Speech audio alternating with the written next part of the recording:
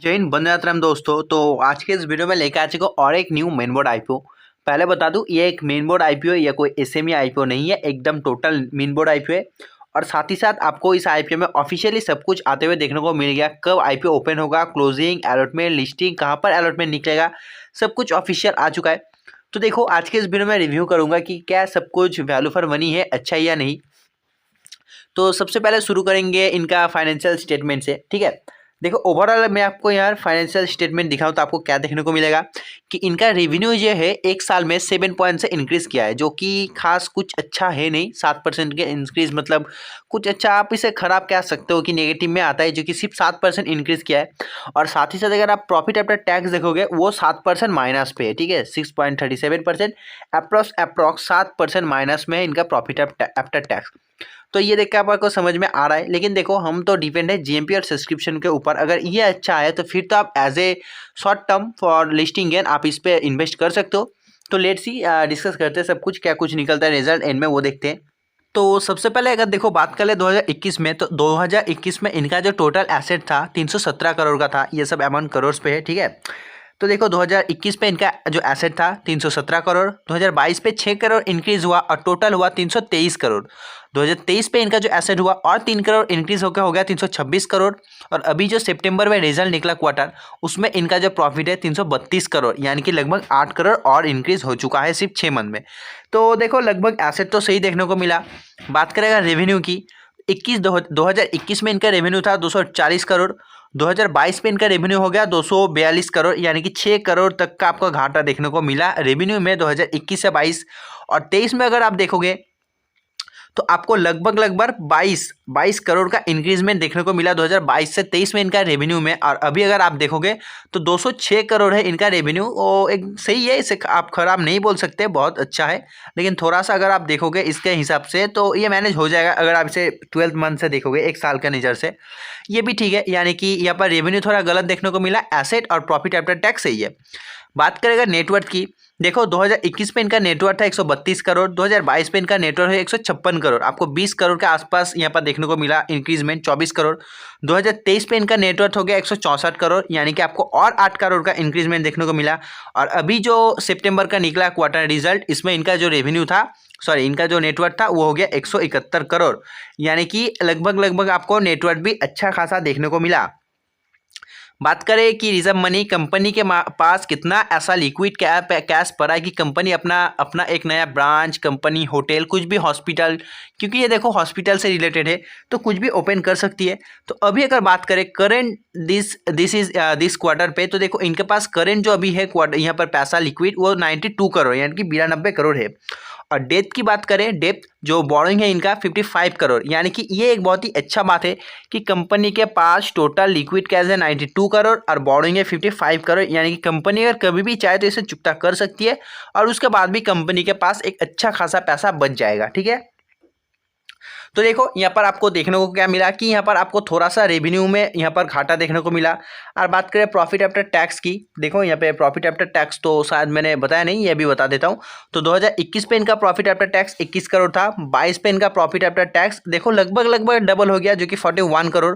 लेकिन अगर आप 23 पे देखोगे तो थोड़ा सा आपको यहाँ पे घाटा देखने को मिला, क्योंकि 41 करोड़ था 22 पे, 23 पे हो गया 39 करोड़ मिनिमम। अगर आप देखोगे तो आपको टोटल 2 करोड़ का लॉस देखने को मिला 22 से 23 में प्रॉफिट, क्योंकि कंपनी देखो इस साल से इस साल अच्छा रेवेन्यू जनरेट किया, इस साल से इस साल देखो अपना जो नेटवर्थ भी बढ़ाया, रिजर्व मनी भी इंक्रीज किया, बोरिंग यहाँ पर बोरिंग थोड़ा सा कमाया, इसलिए आपको शायद यहाँ पे थोड़ा सा प्रॉफिट आफ्टर टैक्स में घाटा देखने को मिला 2 करोड़ का।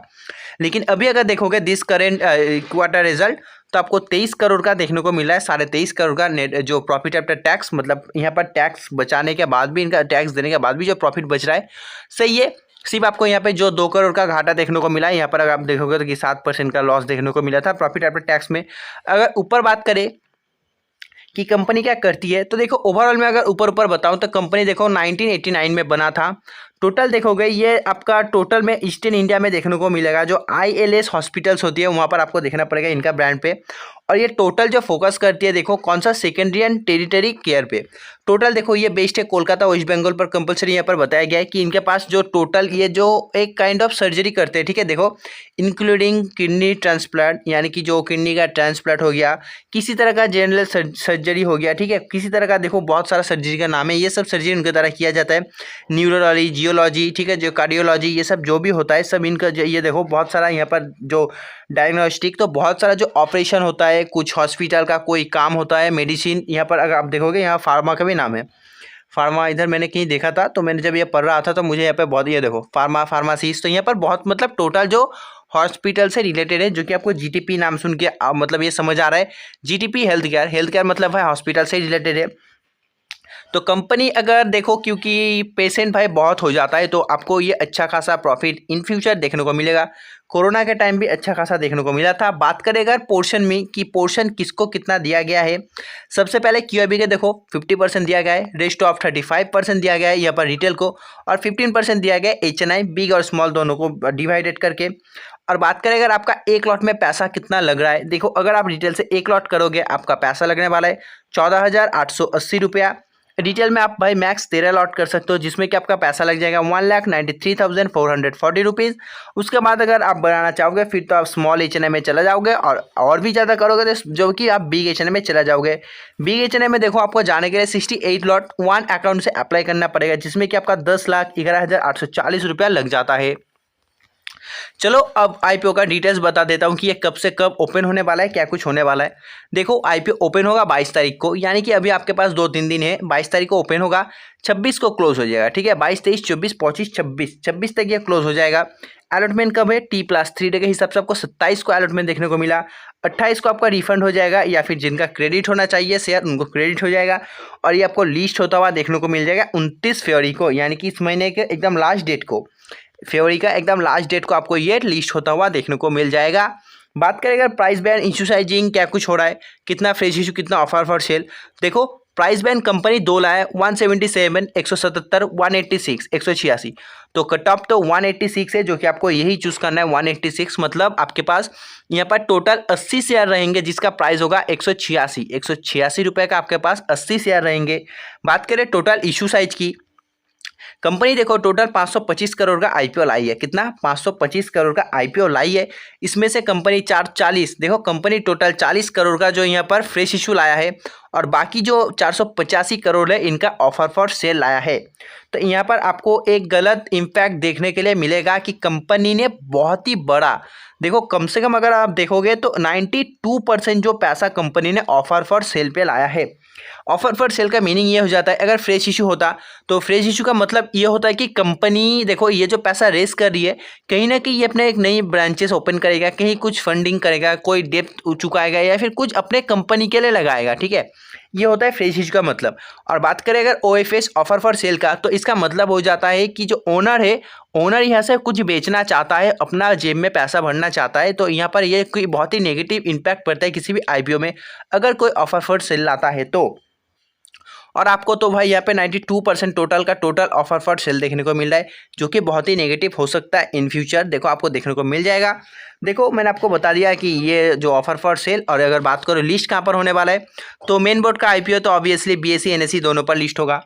तो सब कुछ मैंने बता दिया कि IPO को ओपन कब होने वाला है, क्लोज, अलॉटमेंट। अगर बात करें अलॉटमेंट कहाँ पर देखने को मिलेगा, किस साइट पे, चलो वो भी आपको दिखा देता हूँ। देखो GTP health care IPO register, तो ये लिस्ट होने वाला है लिंक्डइन टाइम पे। हाँ जी मेरे भाई, आपको ये लिंक्डइन टाइम पे रजिस्टर होने में देखने को मिल जाएगा। किस दिन, तो वो भी बता दिया, देख लो किस दिन देखने को मिलेगा ये। तो आपको ये देखने को मिलेगा 27 तारीख को, ठीक है। 26 को क्लोज होगा, 27 को अलॉटमेंट मिल जाएगा। और बात करेगा GMP, एक लॉट में आपका कितना का प्रॉफिट हो सकता है।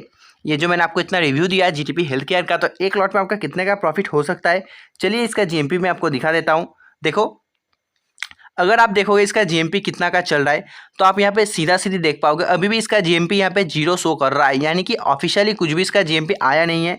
लेकिन जैसे आता है मैं आपको खबर कर दूंगा। जीएमपी आ गया, इसलिए आप चैनल को सब्सक्राइब कर लेना। अगर आप देखोगे तो यहाँ पे आपको क्या देखने को मिला है, बिडिंग प्राइस 186, मैंने आपको बता दिया। जीएमपी 0 है, मतलब एक लॉट पे अभी नहीं बता सकता कितना का प्रॉफिट होगा, जैसे आएगा मैं आपको बता दूंगा। चलो वीडियो को एंड करते हैं, तब तक के बाय, जय हिंद जय भारत।